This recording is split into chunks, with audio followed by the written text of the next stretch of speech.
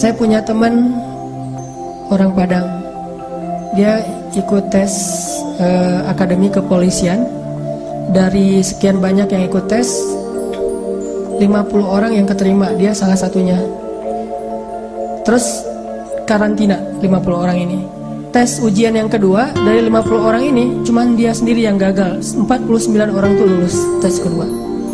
Akhirnya dia pulang ke kampungnya dalam keadaan malu. Karena udah malu banget, dia hijrah ke Jakarta. Awalnya ke Bandung, terus ke Jakarta.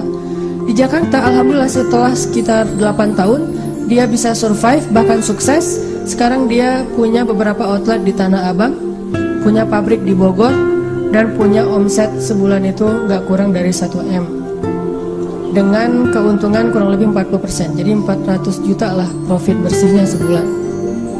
Kalau lagi lebaran atau Ramadan itu bisa 3 kali lipat. Nah pas sudah sukses, dia haji. Ternyata di kampung itu dialah orang pertama yang haji di kampung dia tuh. Dan di kampung itu dikenal dia sebagai anak yang paling nakal, yang kayaknya gak ada harapan jadi orang baik. Ternyata yang pertama haji. Udah gitu dia pulang, sesekali dia pernah pulang, ketemu sama temennya yang 49 orang itu. Salah satunya udah jadi salah satu pejabat di kepolisian. Dia ngobrol-ngobrol, ditanya, mana yang 48 lagi? Dia bilang, kamu gak tahu kabar mereka? Kabar apa? Tahun 2004 mereka ditugaskan di Brimob Aceh, di Banda Aceh. Asrama Brimob Banda Aceh itu dekat dengan laut. Terjadi musibah tsunami, satu asrama Brimob itu habis semua, dan 48 mereka itu meninggal dalam musibah tsunami. Baru dia sadar, Masya Allah, Allah punya rencana. Semuanya di dalam aturan Allah Subhanahu Wa Taala. Sehingga dia akhirnya mensyukuri kegagalan dia dulu di tes kepolisian. Walaupun yang lulus juga baik, yang gagal juga baik. Jadi ini bukan soal buruknya, tapi soal antara satu kebaikan dengan kebaikan yang lain. Yang lulus baik, yang ternyata nggak lulus juga, Allah simpan kebaikan dengan cara yang lain.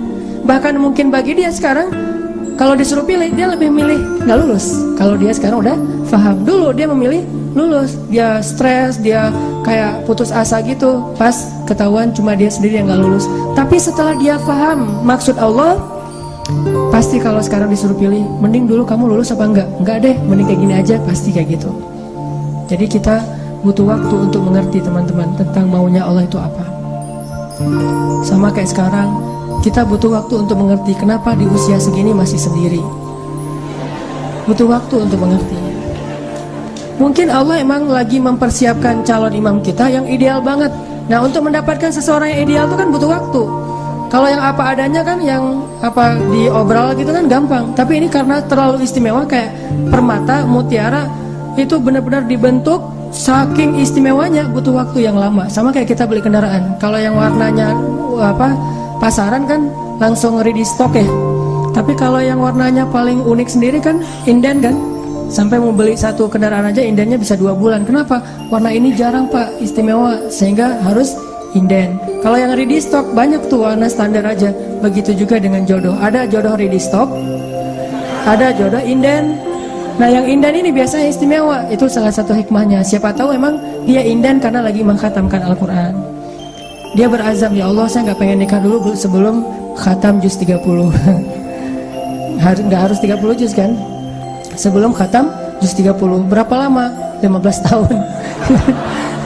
Nah mungkin dia pengen hafal juz 30 juz. Mungkin dia pengen hafal 100 hadis. Mungkin dia pengen mapan dulu supaya bisa benar-benar membahagiakan dan menafkahi keluarga besar, bukan cuma istrinya tapi juga mertua dan segala macam. Kita emang akan dikasih oleh Allah pasangan yang istimewa, makanya inden. Sehingga kita bersabar, mudah-mudahan ada kebaikan. La'allahu khair wa ma indallahi khair. Mudah-mudahan di sini ada kebaikan, apa yang di sisi Allah lebih baik. Terus berhusnuzon. Ketemu-ketemu ternyata emang benar, wajar kalau kita inden, istimewa banget. Akhlaknya itu luar biasa. Itu yang dialami oleh Khadijah. Nikah, meninggal. Nikah lagi, meninggal lagi suaminya. Kenapa meninggal? Karena Allah lagi mempersiapkan seseorang yang mungkin pas suaminya meninggal, Nabi Muhammad masih kecil. Tapi Khadijah disuruh punya keluarga dulu biar ada yang ngedampingin dia, terjauh dari fitnah. Cuman gak boleh lama-lama, harus pergi karena mau digantiin oleh orang yang lebih istimewa, yaitu Muhammad SAW. Mungkin bagi Khadijah ketika suami pertamanya meninggal itu musibah. Nikah lagi, suami kedua meninggal, lebih musibah lagi. Udah gitu sendiri, sekian lama, baru ketemu dengan orang yang paling istimewa. Gak ada manusia yang lebih istimewa daripada suaminya Khadijah, yaitu Rasulullah SAW. Allah punya rencana. Awalnya Khadijah menangis, yang kedua Khadijah menangis, tetapi setelah dia faham rahasia yang ketiga, mungkin dia akan mengatakan bahwa inilah yang terbaik untuk saya. Kalau saya tahu ini dari dulu, maka saya akan tahu bahwa Allah itu maha baik kepada saya. Ini artinya Allah punya rencana.